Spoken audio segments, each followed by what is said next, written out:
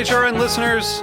As we celebrate our 15th year, we are deepening our commitment to giving voice to the next generation of food systems storytellers, and we need your help. Our internship and fellowship programs help activate new possibilities for underrepresented and underestimated young people through experiential journalism, audio engineering, and production training. Through these unique programs, HRN helps food equity stewards build essential workforce readiness skills that expand their potential and foster economic mobility. Please consider supporting these critical programs. And with a minimum donation, you can be entered to win a dinner for two at an amazing restaurant in one of 8 cities and tickets to a concert at a great venue in one of those cities. We have incredible partners across the country who have donated, as they also share our passion for helping to educate the next generation of food systems storytellers. Check out heritageradionetwork.org/15 to donate and enter to win today. That's heritageradionetwork.org/15 to donate and enter to win today. And make sure you donate before March 31st. Thank you. Today's program is brought to you by Wisconsin Cheese. Did you know that Wisconsin leads the nation in the production of specialty cheeses, accounting for 47% of the total? To learn more, visit wisconsincheese.com. Hey, thanks for listening to Heritage Radio Network. This is Katie, HRN Executive Director, and I'm so excited to share with you our coverage from the Charleston Wine and Food Festival. We are here live today at Charleston Wine and Food. Join us as we talk all things food. Come to Charleston, eat some seafood. Eat all of the seafood. Chicken fried chicken with chorizo steak and salsa verde mashed potatoes. So quintessentially like Southern fare at its finest. And have important conversations. We're also talking about professional women in restaurants and how underrepresented they are, people of color in restaurants, and how they're not talked about. We get real with Food Network's Manit Chauhan. Balance is BS. I was told that I wasn't going to be bleeped out. And find out about raising sugarcane with Chef Sean Brock. It's like being Indiana Jones or something. You never know what you're going to find. You'll come away inspired by the power of food and the food scene in Charleston. Here's Dr. Jessica B. Harris. Food is constantly in flux. Food is always moving. Food is the only real lingua franca that we have that allows us to connect with other folks. So tune in to Heritage Radio Network on tour at heritageradionetwork.org or wherever you get your podcasts. You can't go wrong.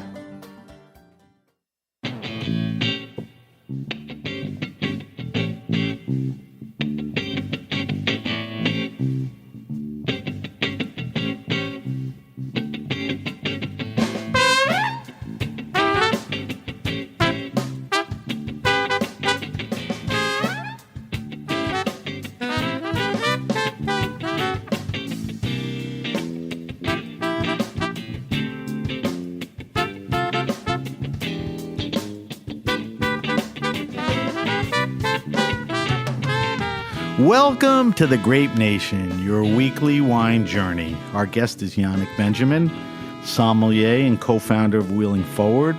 We'll talk to Yannick about being a somm. We'll talk some wine, talk about Wheeling Forward, and a lot more.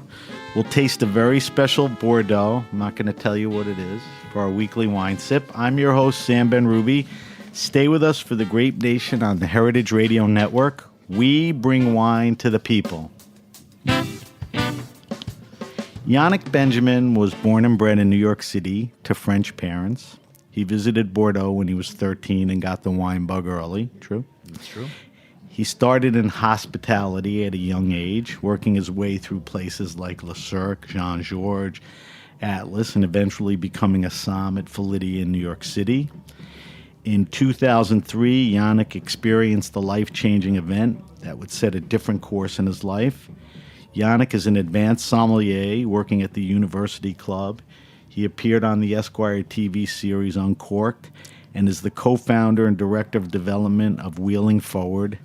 Yannick has also competed in 8 marathons, and we'll talk about that a little. Welcome to the Grape Nation, Yannick. Thank you for having me. An honor. I've been meaning to get you on for a while because I think there's a lot of good stories here, and hopefully we can get through everything. But I think the best way to start the show, to frame it for the listener, is give us a little background on your journey in life and wine. This is a wine show. that ultimately got you to your Somm gig. You're working at University Club, and you're very active at Wheeling Forward.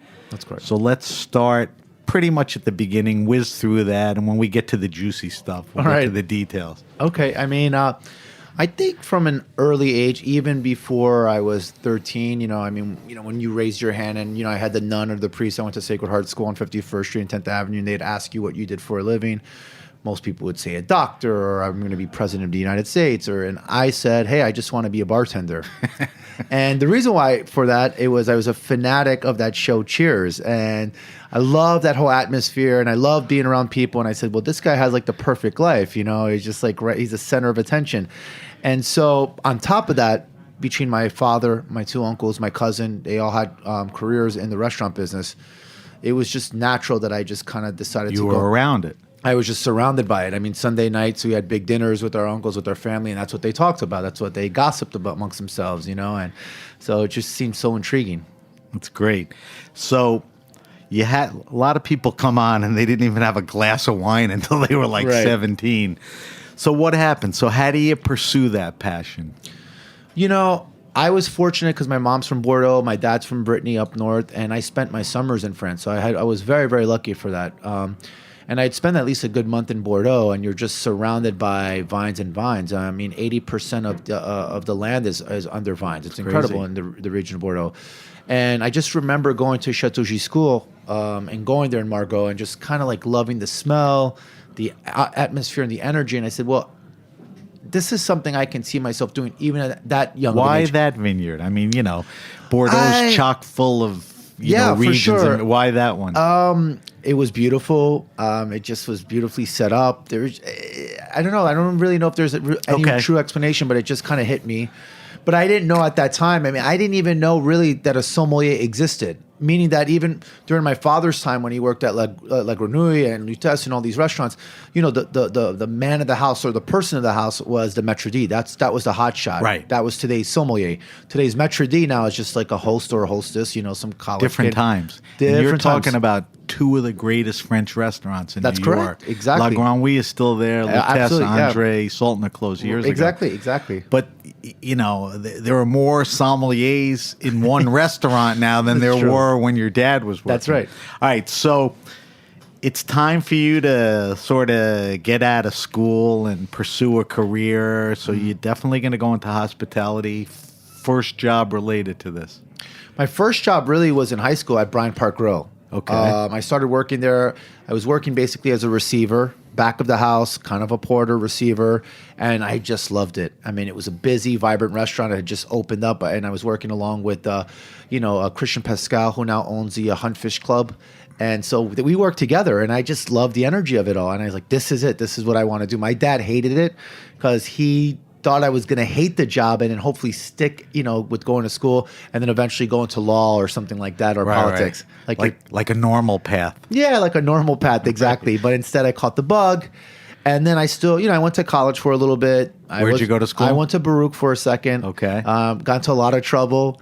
And then my dad basically grabbed me by my ear and he What said, does that mean, a lot of trouble? Would you get busted or what? I got into trouble. I was, I grew up during a different time. We'll leave it at that. I wasn't welcome back at Baruch anymore. Okay. So you could say you went to college. We won't talk about whether you finished I ended up finishing college, but okay. All right. So that means now it's time to figure out what you're going to do. Right. Exactly. My dad grabbed me by my ear and he said, Le Cirque 2000 is opening up at the Palace Hotel. Right. You're going to go work there. And I said, well, how am I going to get a job there? I've only worked at these kind of like simple bistros. I had decent restaurant experience. And I interviewed actually in Serial as a favor to my dad, took me in. And he basically told me, I'm going to hire you, but I'm going to treat you like I do with my sons. I'm going to slap you in the back of the head and make you realize what a dumb decision you guys are all making. And that's how it happened. And that was a good thing, though. Yeah. Oh, yeah. Because you had this thick skin for that. Oh, absolutely. You needed a little. Oh, yeah. Definitely. Yeah, for sure. So how long were you there? Close to 2 years. I mean, I did the opening. You were a kid, right? Yeah, I was 19 years old. Jesus. It was unbelievable. And it was during this time of decadence. I mean, and people were just opening up bottles like nothing. People were spending Wall Street money. Was rocking. It was rocking and rolling. Yeah, right. Absolutely. It was incredible. So after a couple of years, you decide what, time to move on? Or? Yeah, I wanted to be challenged. I mean, my my biggest fear in life is to be complacent. And I started feeling that I was being complacent. Money was very good at that time. I mean, 19 years old. I was still living with my parents right down the block in Midtown Manhattan. That's right. I mean, I had the most incredible life, But I knew that it was time to move on. And so a captain that I was working alongside with was becoming the wine director and / manager at Oceana, which was on 54th and Madison at that time. It was like in a townhouse. Exactly, that's correct. And he said, "Why don't you come work with me?" And I was like, "Well, that's good. Yeah, I got to get out of my comfort zone. I always feel like whenever I'm in my comfort zone, it's time to get out." And so I went over there and I spent a good amount of time there, and I learned. I mean, it was a different world at Oceana than it was at Le Cirque. First of all, it was seafood centric. That's right, exactly. Le Cirque was French. Wine list was important. Exactly, and also. Le Cirque was it was glitz, it was glamour. Oceana was definitely much more discreet, but they took their service much more serious. I mean, Paul McLaughlin, who I worked for at that time, he taught me everything about service. I owe a lot to that man. Incredible person. So you stayed there how long? Oh, I didn't stay there too long. I was just under a year when I took the job at John George because I wanted to start jumping around. I wanted to just learn different philosophies, and I wanted to. My biggest regret in life was never going out to France and working for some, restaurants out there. But anyway, I went to go work at John George, and it was just, I didn't really want to leave Oceana, but the position opened up at John George, and I wanted to go there. And I stayed there for a little while, and it was a good experience too. Not as good as what I had at Oceana, but I was also at a different frame of mind. I was a little bit burnt out. It was also bigger, more... Exactly. Reputation was huge. Oh, absolutely, for sure. So it was a good thing that way. Oh, absolutely. So you do Jean George, and then you keep moving. What happens? And then I said, well, I want to work for... I worked more for Eurocentric restaurants, and I wanted to work for like a Gramercy Tavern or even a Gotham Bar and Grill, those type of places. Instead, I one of the chefs sous chefs that worked at John George got the job to work for Paul Liebrandt at Atlas, and he said, "Why don't you come over there?" And I thought they were doing some exciting things. They just got this incredible review from the time was Bob Grimes or Bill Grimes, I think it was Grimes. What was his first name? I think it was Bill Grimes. Yeah, I'm anyway. not sure. But he was in love with Paul Liebrandt, wrote this glowing 3-star review. Atlas got 3 stars? Yeah, they got 3 stars, Jesus. and he was the youngest chef to get that, Paul Liebrandt. So I worked there, and I spent a year and a half over there. It's a hot spot then. It was. It went through a time where it started to slow down, unfortunately. It was, he was definitely ahead of his time with all this molecular cuisine and all that, and it was pretty wacky. It was definitely very unique for me, for sure. People didn't know what was going on. No, absolutely not. So you leave there, and if I have it right, do you go to Felidia after that, or was there something in between? No, right next door, the Ritz-Carlton Hotel was opening up. Right. And Gabriel Kreuter, who is the number 2 at John George, was going to be the chef.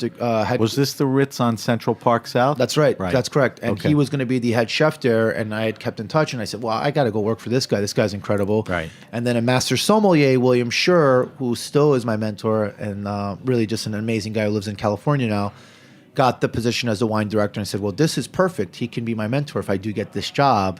And so just everything. And at this point, I was close to 23, 24, and I was ready to settle down. I built my resume, and now I wanted to stick around and just kind of work my way up. Now, when you got to the Ritz, were you doing wine, or you were? I was, yeah. Okay. So I was working as a waiter. Were you on the floor doing wine? I started technically? off, yeah. I started off as a waiter. Okay. And then I started working as an assistant, and then on my days off, that's when I got the job at Felidia because I wanted to learn about Italian wine. So I was basically working every day, which was nuts. So I had no social life. I wasn't dating. It was just insane, It was all about work, and learning as much as I could, Right. So it was basically... You had the appetite. I had the appetite. And no distraction. And no distraction. Fridays and Saturdays was at Felidia, and then Sunday through Thursday was at the Ritz-Carlton. So it was a very busy schedule. So what year was that? This was pretty much, it stayed like that from about 01 to about 03. Okay. Yeah. I don't know if I have it right or not, and we'll get to it in one way or another. Yeah, but of course. When was the Ledoux's thing? Was that during that or after? No, Ledoux's came in 05. All right, so let's just shelve that, and we'll come back to that. For sure. All right, so we get up to 2003. You're hustling, running. You got this appetite, and talk about shit happens. Right. Let's talk about what happened in 03. So 03 was turning out to be a pretty good vintage for me, right? Right. I had gotten married at that time to my first wife, and that was in July of 03. And of course, I was quite young when I got married. I was 25 years old. Young. Quite young in this day of age. And in October 27th of 2003, on my way back from the Ritz-Carlton Hotel, driving back home on the West Side Highway, because I lived at the Bronx at the time, I was in a car accident that was quite severe enough that it left me paralyzed from the waist down, spinal cord injured. So everything you explained was 7 days a week hustle. That's right. Now you're literally on your ass. Right. And I know you're not a guy that's, going to give in. So you pick yourself up. I assume you go through a period of reflection, depression, and all that. Then at some point, I don't know how soon after, I got to get this going. When was that? What was that? And what'd you do? Because surgeries, physical therapy, all that. Years, months. Oh yeah. I mean, honestly, the moment that I hit rehabilitation after my surgery, I remember talking to the physical therapist and the occupational therapist, and I'm like, I want to go back on the floor working as a sommelier. None of them knew what that meant. And I was like, well, a wine waiter. And they're like, well, no one does that. That's impossible. Like, and I'm, well, we've got to figure it out. No one in your position. Right. They couldn't conceive of how are you going to do that? And I couldn't conceive of it, but I wanted to figure it out. Okay. But it took a long time. It was definitely challenging. You decide you're going to do it. Yes. You're back out on the street. You're looking for jobs. Yeah, I mean, though I could not. I mean, here I am. I started working at 14, and all of a sudden, 3 seconds of my life now. You mean to tell me now all of a sudden you're going to tell me now I have to go into, work behind a desk, go into finance, which I had no desire, never had a passion for. So I refused to fall into that trap. I just thought it was impossible. And I did everything I could. I tried to do research. I was hoping, I did Google searches, wheelchair sommelier, why not, all of this stuff. And blank. Yeah, exactly. And nothing really happened. And, there were other stories that I found inspirational, but I knew it was going to be a very long and arduous journey for sure. And for any moment, did you think you had the strength to move forward, but not in that field? Or you said, you said you didn't want a desk job, but that doesn't mean you couldn't do something else. Right. Did you back away from the Somm thing, or you're doing this? I thought, I said, I'm going to be, my goal was to be in hospitality first and then with wine. So somehow or somewhere I'm going to figure this out. But I needed to be around people. I'm a people person. Right. I love being around people and I love learning about them. I'm a very curious person. So this concept of just like, okay, we'll hire you at this hotel, but you're going to work, as a purchaser. No, not happening. And the more they said no to me, the more it pissed me off, the more I wanted it. All right, so you have the desire, you persist. It's a tough putt. Yes. You're rolling in on a wheelchair and Correct. you want to be in hospitality. I know people are looking at you sideways. What happens? Where and when are the breakthroughs? So, in 05, the summer of 05, I got very sick. I got what they call a pressure sore, which is common when you have spinal cord because I don't feel my legs and, my buttocks. So I developed this really bad ulcer that was not healing, and I was in and out of the hospital. Finally, I met this doctor, Dr. Steary, who saved my life. He said, we've got to close this up, do major plastic surgery, or you're just not going to make it.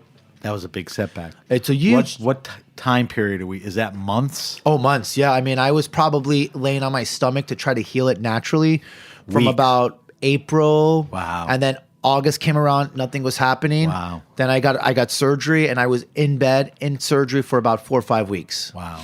And then finally, I just I was emotionally exhausted. I was physically exhausted, but mostly emotionally exhausted. And I said, well, I've got to really take it easy. And I remember Dr. Steary, he came on his day off with his kids to visit me at the hospital. And that meant a lot. Talk about great hospitality. And he said, Yannick, I'm a little concerned.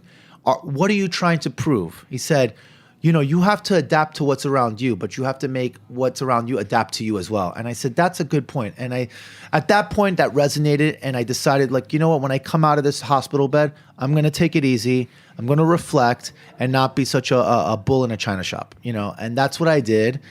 And actually, the same day that I got admitted to the hospital to get surgery on my leg, I get a phone call from Jean-Luc Ledoux. And I saw this random phone and I didn't want to pick it up. I'm depressed. I'm down in the dumps. I listened to the voicemail, and it's Jean-Luc calling me up to like see if I'd be. Did you know him before that? Yeah, because he's from the same village as my dad. Okay, so there was a connection. There was a connection, absolutely. And, he was one of the few sommeliers, even in the 90s, from Danielle. Right. So, I mean, he was someone that we all looked up to, I think. It was Danielle. a great. Yeah, Danielle, exactly. And so I listened to the voicemail. I'm like, of course, here's my luck. This guy's trying to offer me a job, and I can't even, do anything about it. So I actually waited maybe 2 months. I left the hospital at the end of September. And then finally I took the courage and I said, I'm just going to hop into stop by the store down in the West Village on 600 Washington Street. And I rolled up in there, and there he was. And he was like, hey, man, what's going on? I thought, I was worried. I thought maybe you might have been mad at me. I don't know. And we had this delicious bottle of Jean-Louis Chave, Hermitage Blanc. We shared it together. And unfortunately, at that time, he had hired people already. He had his full staff. And I said, Jean-Luc, you know what, man? I need to go backwards in order to go forwards. I said, do you mind if I just come in and do a stage, like almost an intern, and just kind of work for you for free? And he's like, are you serious? Like, that's insane. And I was like, yeah, I just need to build my work stamina, and I need to build on my confidence. Train. And then, yeah, exactly. And that's what I did. And I did it for a little while. And then finally it all worked out. It progressed, and I started working there full time for a while. So let's talk about him for a minute. Yeah. He is somebody that was very kind and influential. Absolutely. And at the right time Absolutely. said and did the right thing. Yeah. So let's talk, like I said, let's talk about him. He passed away recently, He did. suddenly, at Yep. a pretty young age. Yep. And you'd work with him, 6-7 years? 13 years almost. 13 years? Yeah. So like I said, at a time when you needed him. Yeah, for sure. And from beginning to end, he was, there for you. Absolutely. Always there. Very generous, very kind, and he's one of the most interesting individuals you'll ever meet, for sure. It was just a great man. I'm sure it was a shock when you... Oh, it was a terrible shock. Yeah. It was absolutely shocking. All right, so you had the good fortune to know, meet, work, hang, and stay with him. Mm-hmm. But then things get better, right? I mean, for sure. I did go back to school. I finished off my college because I had a little break with that, but finished that. You got a degree? I got a degree. Yeah. Okay. I did get a degree. All right. And parents must be so proud. Exactly. Of you. Yeah, exactly. I got, I was doing a bunch of competitions. Finished second, best sommelier. Aldo Somm beat me. Best sommelier in America. Best sommelier in America. I think you came in second. You came in third. That's correct. Yeah. That's pretty rocking stuff. Yeah. No. Nobody remembers second place people, but in the wine world, it's so difficult that if you're right up there, I mean, your stuff. No, for sure. It was great. Mostly for myself, just for my confidence, to make me feel that I had finally done it. I was there, and I owe a lot to Jean-Luc for that. He helped me train. He supported me. He gave me the time that I would need.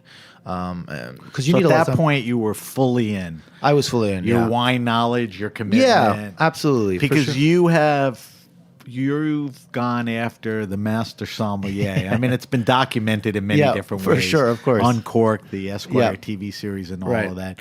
Where are you at with that? So in 15, I believe was the last time I took it, and I just had theory left. But to be quite honest with you, prior to the other two, let's tell people. Oh, sorry, yes. There's service, theory, and blind tasting. That's correct, yes. And you have to pass all three? You have to pass all three within a 3-year time clock. And if you don't, you have to reset. You've been through a little of all of that. Yes, exactly. So where are you today? So like I said, I was supposed to pass theory, and I did not. And I just said, I got to take a break. And I was burnt out, for years and years of studying, competing.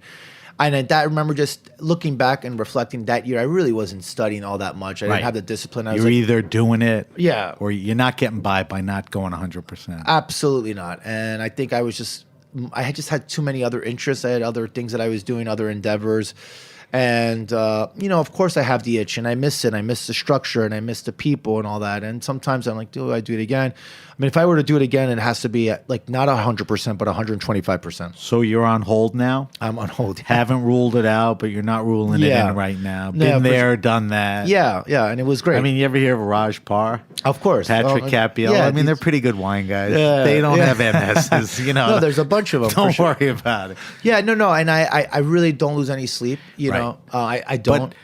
But it's a great thing to have. I think a good way for the audience to understand what we're talking about. Esquire did a series in 2015. Right. I think it's either on Netflix or Amazon. On Amazon, yeah. It's on Amazon. It's called UNcorked, and they followed, I don't know, about a half a dozen sommeliers from New York going after the test, and Yannick was part of it. And you don't understand how rigid and hard. It's probably one of the hardest tests of anything. Yeah. Below medical school. I think what makes it very complicated and very difficult is that you're in a certain stage of your life where you're working full time, and you've got all these other projects too. It's not like when you're a kid in college or going for your, whatever your master's degree, you may not be working full time. But in this case, you're working late nights. Most of them are.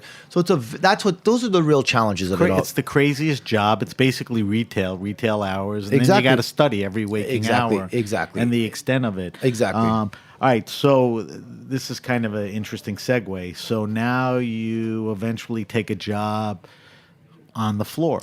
Right. So I had pretty much, I was working 6 years at Ledoux's, but I never really gave up hope. I mean, even while I was at Ledoux's the first few years, I had still kept my ears and eyes open. And of course, it has to be the right place physically. You have to be able to maneuver in a wheelchair in a rrestaurant. Right. And in New York City, you couldn't work at Estella. No. Oh gosh, with no. those steps and those First little with the steps. Yeah, no, it's not gonna happen. Yeah, I mean, realistically, it would have to be like some big, grandiose restaurant where the tables are spread apart. And even that's even complicated, and I realized that. But I had built this really great tray with this great guy, Jean-Paul Violet, that I was using for service in competitions. And I felt so like... talk about that a little. You're in a wheelchair. You're prone to the same service as any other somm. Right, exactly. Decanters, glasses. Exactly, the whole thing. So you get this idea that, this functional tray. How do you find Violet? So Jean-Paul Violet was a good customer at Ledoux's. And then I realized that he was this incredible carpenter right here in Williamsburg. He's located. And I said, hey, do you mind helping me out with this tray? And he got all excited. And he was like, and he did it for free. Never asked, he said, don't forget about me with bottles of wine. I said, of course, but the most beautiful, most incredible tray that changed my life. I mean, and I still use that tray for work where I work at the university. It's got the slots for the bottoms of the glasses so they don't move. It's got cutouts for the decanters. Exactly. And you could move around safely and all of that. Oh, yeah, stuff. Absolutely. I didn't notice in UNcorked, but on the service thing, did you use that? Yes, they might have edited, but I was using it. Yeah, well, they didn't show everything. No, anyway. Of course not. Yeah. No. So you get this tray. Now you got things settled in. You're looking for a big grand place that could kind of fit into your scheme. I was hoping, but I was happy at Ledoux's. Wait, you were hoping for? I was hoping for that situation to arise. And Jean-Luc knew it. He always sometimes we talk and we get shit faced. And he's like, I know you still have it in you. You still want to work the floor, and it's unfinished business within you. And I said, no, you're right. And so finally, this email comes across. A friend of mine. He's like, they're looking at the University Club, and I'm like, what's this? And I'm like, oh, the University Club. I know that place. It smells like chlorine every time you walk by. Right. That's right. So you know about that. It's a massive building. Yeah, exactly. It's a massive building, right? I mean, one of the nicest places. Yeah. It's like an oasis. Yeah, it is. It's incredible. From another time. It's another time, exactly. And I'm like, what's this private club stuff? I wasn't really sure. He's like, just try. So I emailed, and the general manager, Mr. Dorman, he recognized me because he happened to be one of the judges at one of my competitions. So, I created my own luck, right? Was that one of the ones where you placed? I'm not sure, but doesn't matter. He was there. He was there, and I remember being at the competition was at the UC. So anyway, he recalled, and I remember we interviewed, and really just one of the, it wasn't even an interview. He was like, well, how much you like to be around people? And I told him, and he was like, well, listen. And I just told him, I said, well, there's certain things I can and cannot do physically. He's like, the most important thing is that you treat the guests right. That's it. And I was like, oh, and took the job, and it's been 5 years later, or almost 6, I think. And that's Midtown, and it is a big grand place. It kind of helps. The scheme kind of helps you a little. Oh, absolutely. Because it's absolutely, and it's a private club, right? It is a private club. But you got some ballers in there, right? Yeah, some members and all that. Really incredible wine lovers. We have an incredible wine cellar. So do the guests keep stuff there? Do you stock it like a restaurant? You stock it like a restaurant, but the prices are insane because that's the benefit of being a member there. And we have a huge insane good. Insane great, yeah. Because they're playing to the membership, not trying to make a killing. You got it, correct. And so we have a lot of wines that we were able to store and not bring up for a couple of years, and we don't mark them up for anything really. And that's one of the perks. It's a really special place, actually. Yeah, it is.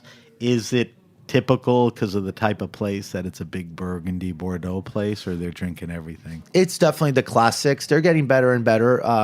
I definitely see an increase, certainly with like the Iberian Peninsula, with like Spain for sure. Right. But definitely the classics. Napa is definitely a big player too. With Bordeaux, Burgundy, Piedmont, Colts, Brno. and the trophies. And Yes, all exactly. That stuff. So that's been 5 years, and you're working dinners, lunches. When are you I'm there pretty much dinners. I get there about 3, 4 o'clock. It depends, and then I'm there till night. It's not too late, fortunately. It's great. It's a great I'm setup. I'm very lucky. I'm very lucky. Very fortunate. All right, so you had mentioned Spain, Ibiza. I want to talk to you about something you did just this year. You did a decent amount of traveling. Yeah. I follow you on Instagram, and we'll tell everyone later on where they could follow you. Sure. You were in Spain, Ribera, and earlier, I think you went to France. Yeah, so the last few years I've been really traveling in depth to a lot of regions for sure. And then, why? Just for you to taste, to talk and touch the soil, the people? I think that, I was so obsessed with studying before, and I just didn't have the time, and and then you're buying all these wines, and you're investing. It's a big investment when you're studying for your MS in these competitions. I don't think I ever really took that. I mean, I was traveling, but not as in depth that I've been doing these last few years. And I'm like, no, this is not correct. If you're gonna call yourself a sommelier, if you're gonna call yourself an expert, like, you need to know what it looks like, what it feels like, what it smells like, these places. And so I just kind of I changed my philosophy a little bit. And this happened about 4 or 5 years ago. But let's talk this year. What's fresh in your mind? And what early this year you were in France, or was that the end of last year? So summer of 2017 in August, I was in both Germany and Austria. Okay. And both incredible. Both Rieslings, Gruners. Oh, absolutely. Just, obviously, the Mosel, it was the first time that I had been there, and it was just everything you would have imagined. Lived up to the hype. Oh, it lived up to the hype. Because the way Somms love Riesling. Yeah, I know. Oh, yeah, it's all about yeah. It's Riesling or nothing. And right. Yeah, no, it was a very special place. And the other regions, Rheingau was quite beautiful, the Naha, the Pfalz, and all that.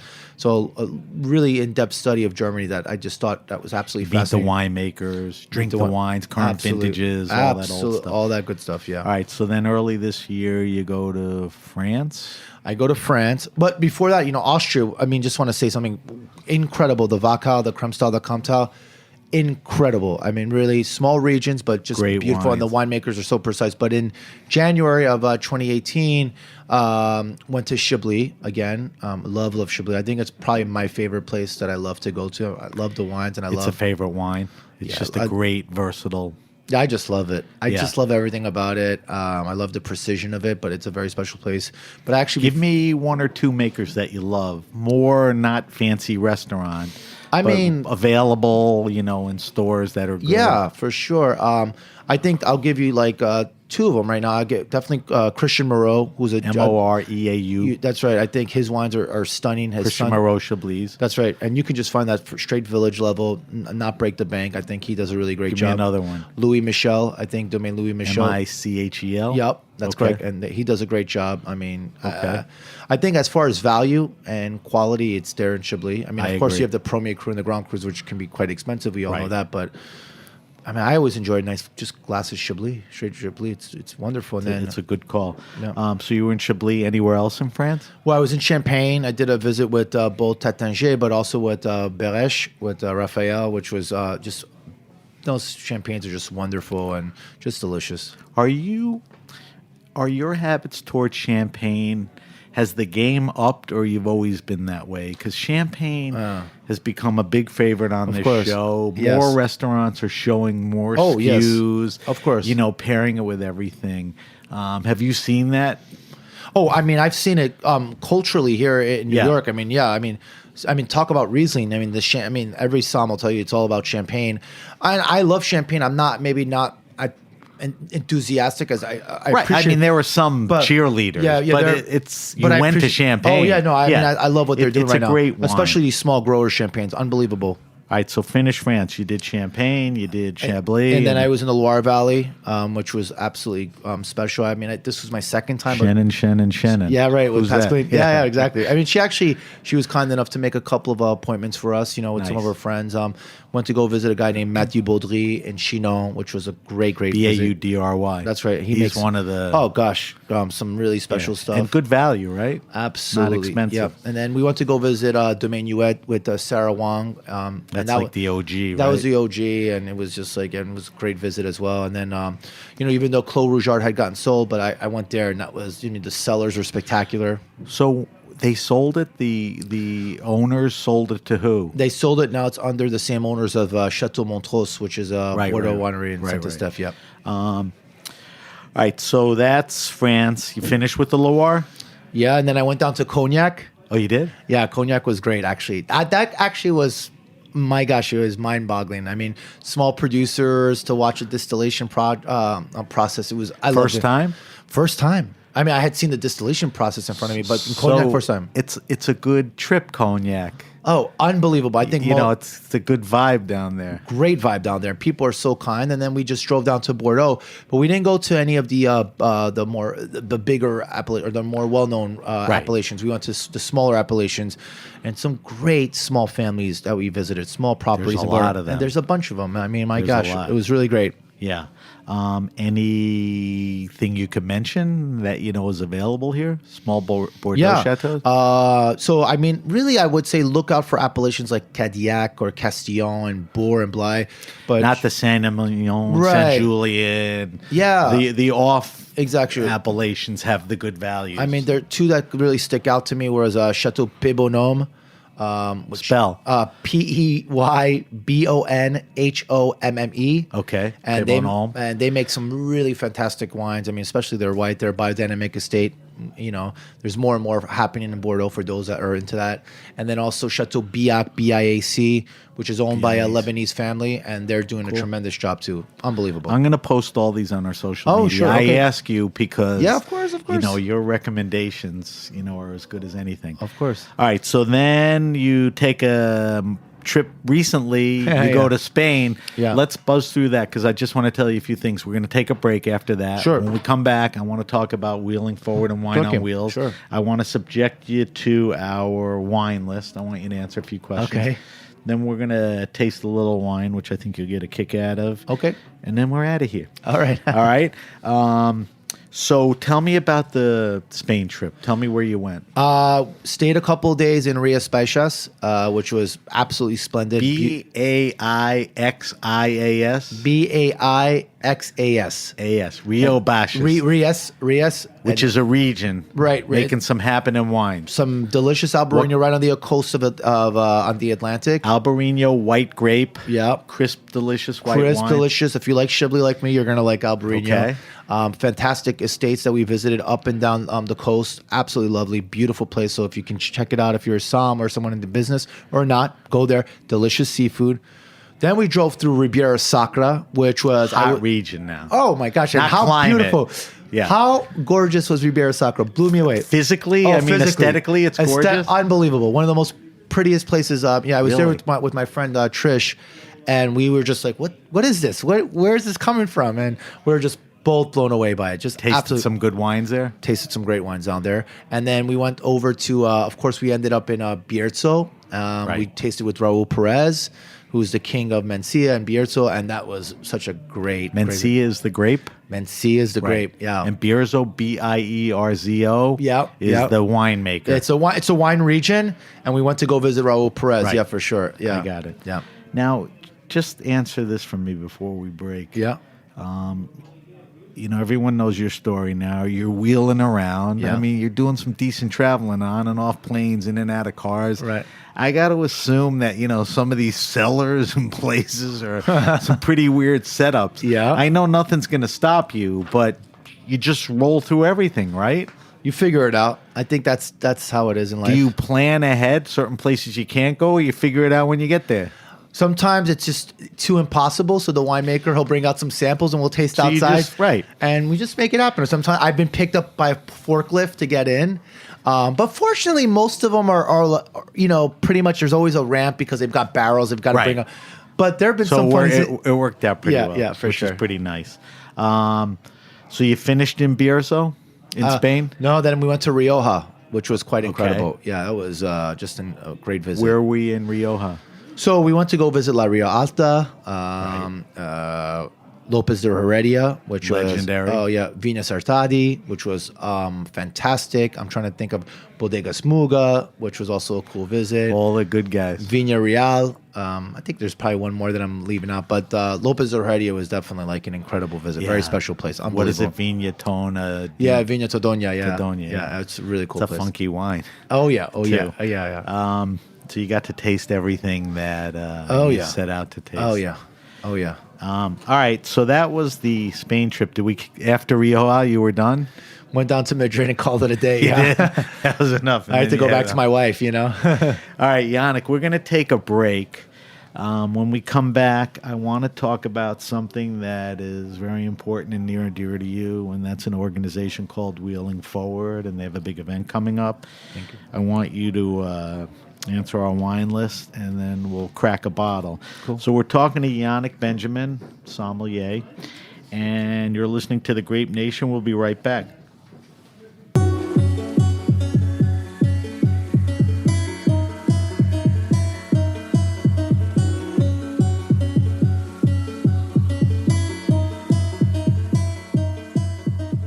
Today's program was brought to you by Wisconsin Cheese. What do you think of when you hear Wisconsin cheese? For me, I think cheese curds. Delicious, fresh and squeaky cheese curds. Or deep fried cheese curds. Cheese curds literally any way, anytime, any place. I think about Andy Hatch and Uplands Cheese, the farmstead cheese company behind Pleasant Ridge Reserve. I think of delicious stinky Limburger and its long storied history. I think of Dunbarton Blue, made by master cheesemaker Chris Raleigh. I think of Ross Grand Cru Surchoix, which was named 2016's World Championship cheese, and Sartori's Black Pepper Bella Vitano, the 2017 U.S. Championship cheese. Wisconsin produces the world's best cheese, with lush grasslands and a glacial water supply that produce the very best milk. Fourth-generation cheesemakers combine old-world tradition with new ideas and the highest standards to make innovative cheeses that win more awards than any other state or country. To learn more, visit wisconsincheese.com.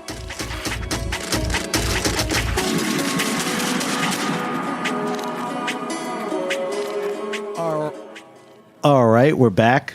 We're back with my guest, Yannick Benjamin. And Yannick, I want to talk to you now about an organization that you co-founded with a friend of yours.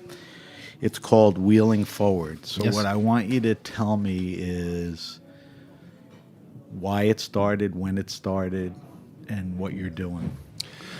Yeah, for the reason why, I mean, first off, it was co-founded. Who was the president of Wheeling Forward, Alex Elagudin. We were both in 2 separate car accidents, and we were roommates during our time in rehabilitation. One thing that we noticed is we had family, we had friends, everyone's coming to visit us. And in all these other rooms, our roommates, or the people on the floor, I should say, no one was visiting them. And we just were like, this is terrible. Sad. Like, it's sad. It's awful, you know. And we both kind of felt guilty about this. And we didn't have the same anxieties as they did. We knew that we were going to go back home because we had the financial means to make the home modifications that were needed to go back home. And some of these individuals were going back to nursing homes, and we were just like, oh my gosh, like this is awful. I mean, and I even at that time, I didn't know much about nursing homes I know a heck of a lot about them now, and they're awful. I mean, you're there, you go brain dead, you become Right. full dependent. It's awful. It's not.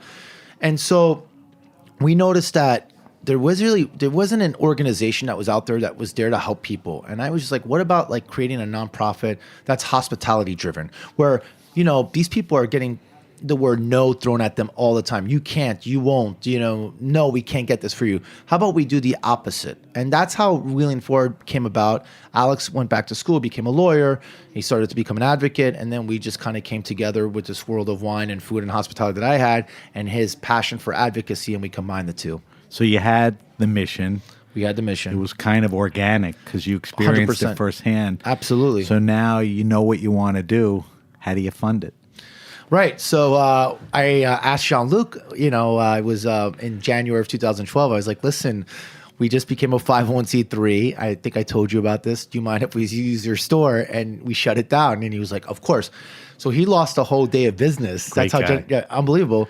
And we thought we were going to make $5-6 grand. We were just being very modest. Instead, we made almost 30,000 on our first. What was it? A walk around tasting? Yeah, it was a walk around or an event? tasting. Yeah, and I asked a good amount of that much. Yeah, we had about Holy 20 different somms. Risto from Altamarea, Joe Campanelli, who's at Fausto. Just the nicest people, and they were like, "Yeah, we're going to support it." And all the distributors and importers donated a good amount of wine, and that's how it all became. So that was the first event. You knew you were onto something, Right? You continued to do events, right? Every year, and you started donating, funding, right? People through the organization, Exactly. And then you started a really big fundraiser called Wine on Wheels. Would you say the Ledoux thing was like the early Wine on Wheels? That was the. Oh yeah, that was the first that one. Absolutely. So the one that's coming up, which we'll promo in 2 seconds. Yes. Which is a big grand thing. The Yes. first Ledoux was, the first Wheeling Forward was really the Ledoux one. That's right. This will be our seventh one. That's 7 years ago, right? 7 years ago, right? All right, so let's talk about Wine on Wheels. Wine on Wheels was that first little fundraiser in a beautiful little wine store in the West Village. That's correct. Now Wine on Wheels is a fundraiser, and take it from there. Yeah, we have over 250 wines from all around the world, poured by 75 of us, New York City's best sommeliers, nicest people. They're all there. They're all enthusiastic. We have about 40 to 50 different auction lots. We have a premium wine room that's sponsored by the Grape Brokers, where it's 15 different wines, older vintages and all that kind of stuff. We have a champagne room. So it's just one big... All right, so this takes place at City Winery. Takes place at City Winery.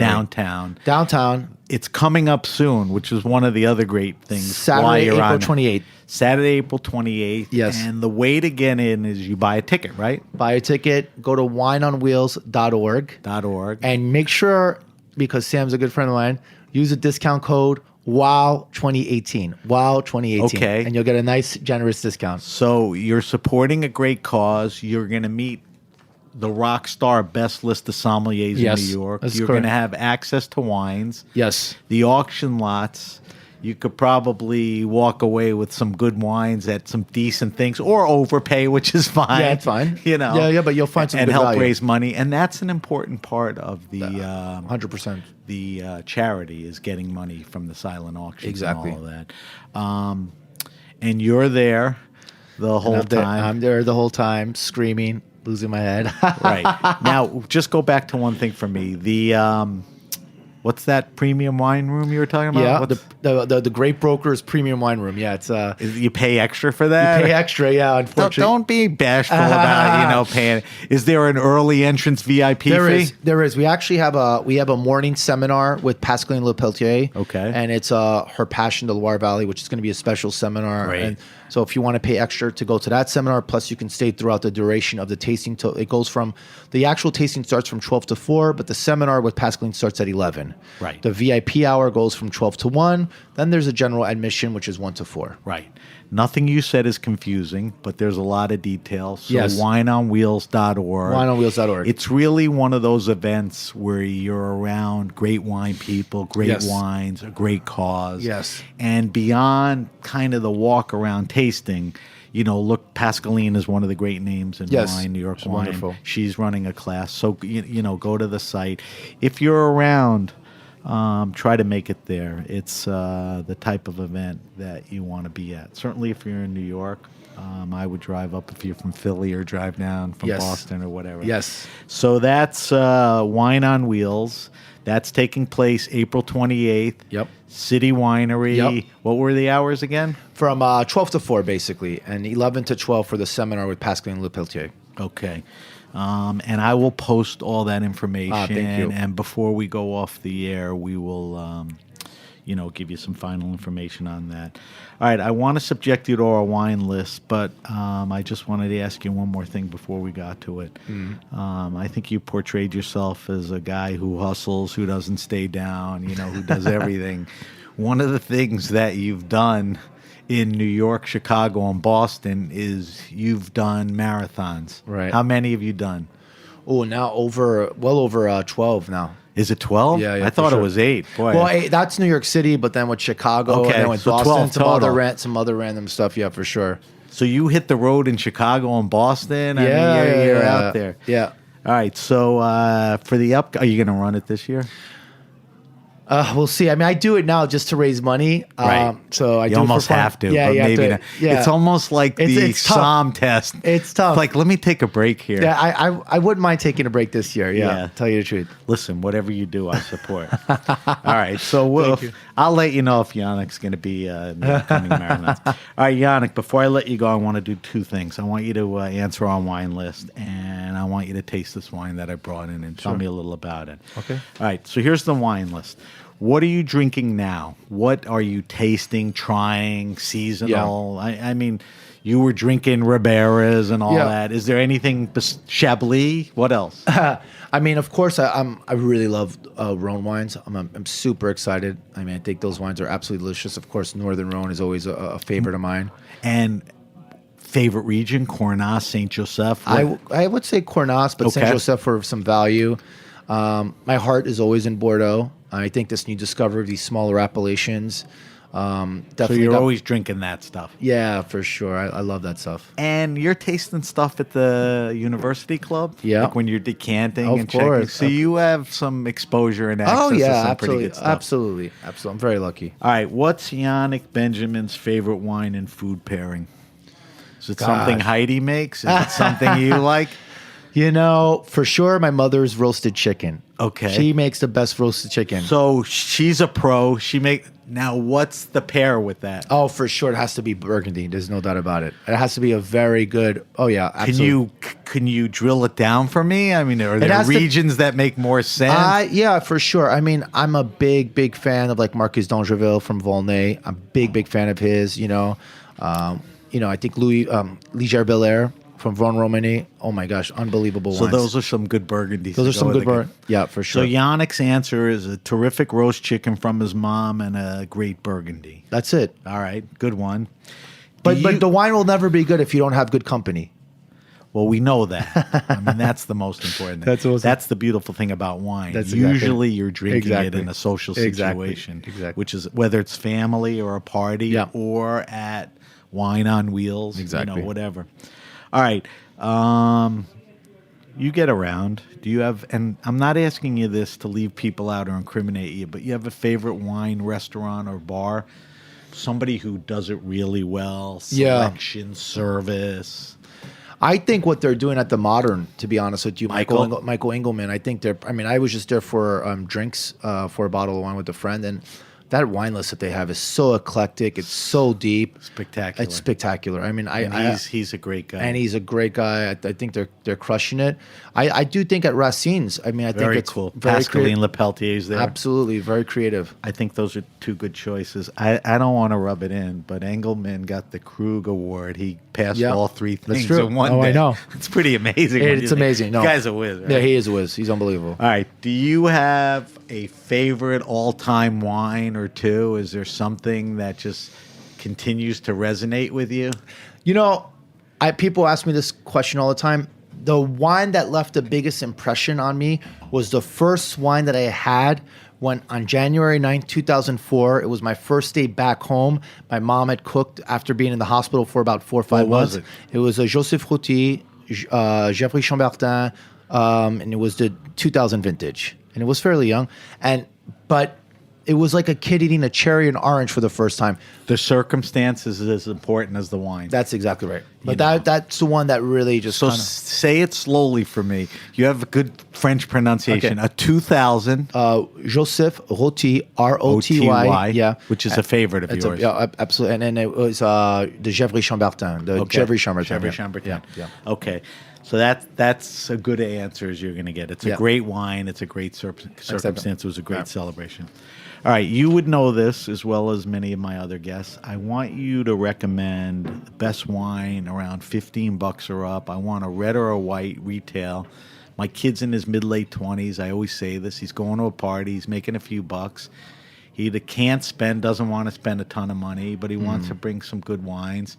Give me a wine, a category, an area. Give me a white first. For category, I think right now, honestly, what they're doing in Rio Special is for Albarino, and it's drinkable. Can't beat those prices. And if you Great answer. Further south, Vinho Verdes in Portugal, likable, drinkable. Wine. I think they're perfect, honestly. So Rio Baixas, Albarinhos, a terrific wine, great with food. Absolutely. And then the Vinho Verde, which is another. Yeah. Those are great High answers. quality. And you could find stuff in that price range for Absolutely. sure. No issues there. All right, that's a great answer. Give me a red, a good value red. I think, if you go down in Sicily right now, my gosh, like Terranere, and it's stunning stuff in Mount Etna for like $20. You're right. Sicily is hot now. It's unbelievable. What's the grape? Nerello Mescalese is the grape, so it's hard to pronounce for some people. Mascellese. Yeah. We'll have to look that up. I'll look it up. They also do Nero Diavolo, and they do a bunch of other stuff, but the Nerello Mescalese, higher altitude, volcanic soil, unbelievable stuff. You got a maker or two for me? I mean, Terranere, right? That's where delicious stuff. And then I think also, you know what? And the Côte d'Rhône, just a simple Côte d'Rhône appellation. Great. I agree. Grenache, the raw blends. 14, 18, 20 love bucks. It. Great stuff. Absolutely love it. All right, those are good choices. And like I said, we'll post them. All right, admirable job there. All right, we're going to wrap up the show with our weekly wine sip. Every week we taste a different wine on air. For our weekly wine sip this week, we're going to taste. This is a sentimental wine, I think, for Yannick. It's a 2003 Chateau Gicourt Margaux from Bordeaux in France. Does this winery have any meaning to you? Oh, it does, big time. All right, tell me the story again. This is the place. This is the first winery that I really visited that left an impression. When you were a little kid, right? And here's how life goes. It's full circle, right? The owner of this winery a couple of years ago is a Dutchman. He was in a sailing accident that left him permanently paralyzed from the neck down. And they've been very supportive of Wheeling Forward and the work that we do. And so it's just incredible how, I don't know, the universe works in funny ways sometimes. I know, so, it is pretty crazy. Yeah. It's Margaux is a great appellation. It's a great winery. It's not one of those super expensive ones. No. So this is a 2003. Let's first talk about the vintage. Good vintage. Not great, but very good. Yeah, so 03 was one of the warmest vintages ever in France, period. What does that do to the wine? So you get full body, lots of fruitiness, heavy extraction, a lot of black, dark fruits, especially with Cabernet.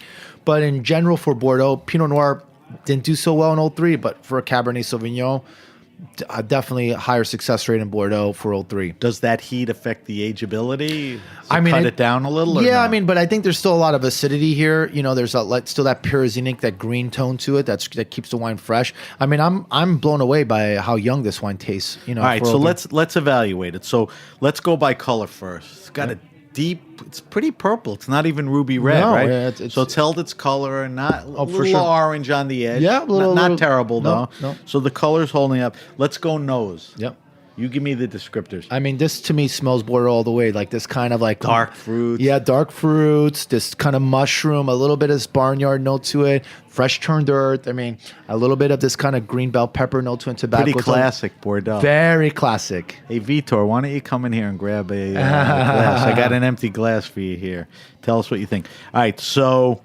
That's the nose. Yep. The nose is holding up well in your mind? Absolutely. For an 03? Absolutely. Perfectly. All right, let's go mouthfeel, all right? Let's swish it around, throw it over the tongue. Pretty medium plus. Pretty, unctuous. Very generous. The tannins aren't not overbearing, but very supple, very soft, almost kind of velvet-like. But round coat. Blackberry, cassis, again, macerated fruits, very well integrated with the new French oak that they have here.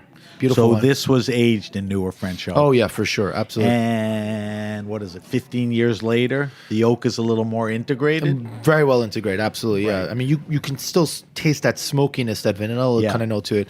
But again, it's very well integrated with the fruit, with the ripeness. When you taste this bottle of wine, is the provenance good on this one? I think it's perfect. I mean, I've had it. I got it at auction. I have a temperature-controlled cellar. Because sometimes you can get a good wine, crappy provenance. No. So it's the provenance is Provenance is impeccable. I know you mentioned palate a little, but let's go over that one more time. What are you getting on the mouth?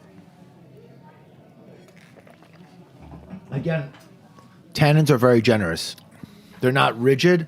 When you say tannins are generous, let's tell people what tannins are. Yeah. That's that.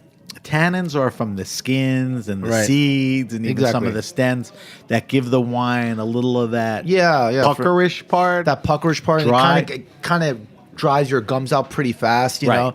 It's like almost like when you chewed on a pencil when you're in a kid, right? In school. So if it's overdone, it's too puckered, But these tannins are integrated, very well integrated, which means they're soft and they're giving you the right. And the silkiness of the wine, it's very velvet, unbelievable. I mean, because Cabernet could have a good amount of tannins. It could be a punch in your face, and this one is it's absolutely not like that.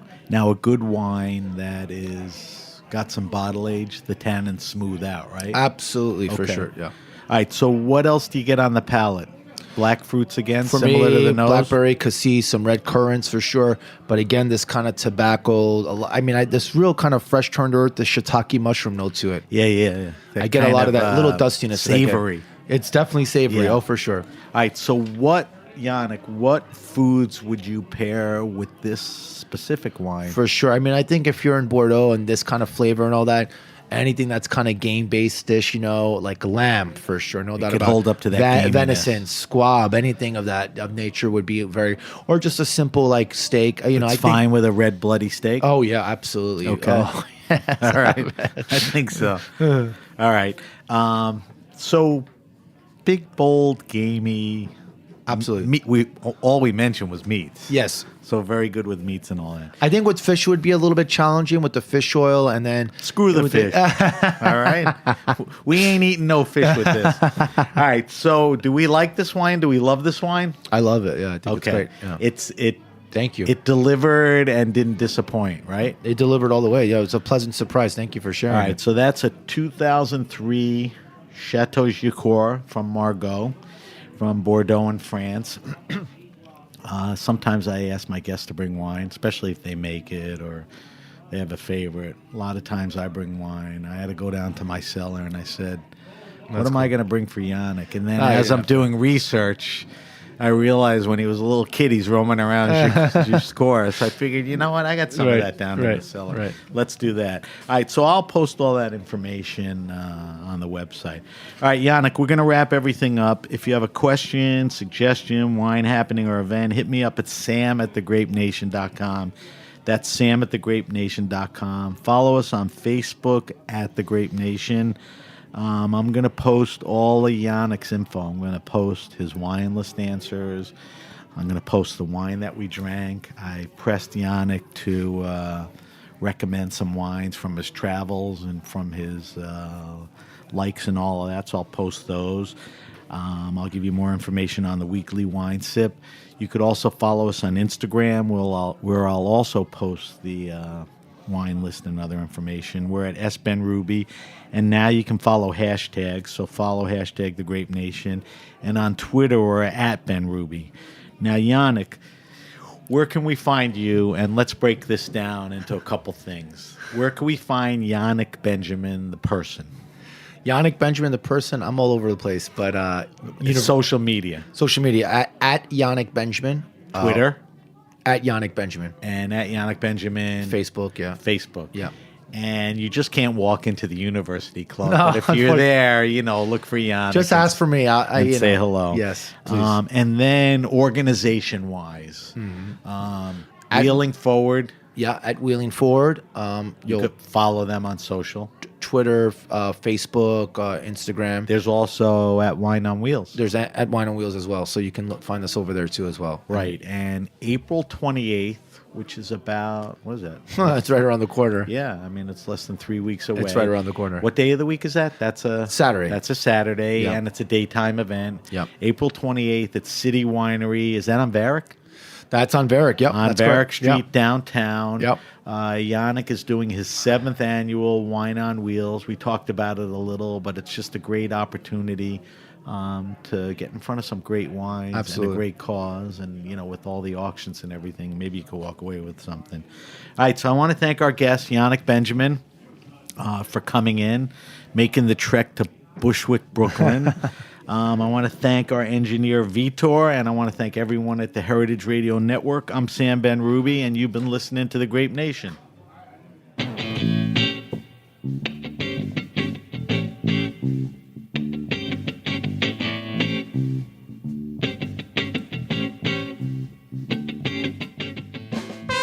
Thanks for listening to Heritage Radio Network, food radio supported by you. For our freshest content and to hear about exclusive events, subscribe to our newsletter. Enter your email at the bottom of our website, heritageradionetwork.org. Connect with us on Facebook, Instagram, and Twitter at heritage_radio. Heritage Radio Network is a nonprofit organization driving conversations to make the world a better, fairer, more delicious place. And we couldn't do it without support from listeners like you. Want to be a part of the food world's most innovative community? Rate the shows you like, tell your friends, and please join our community by becoming a member.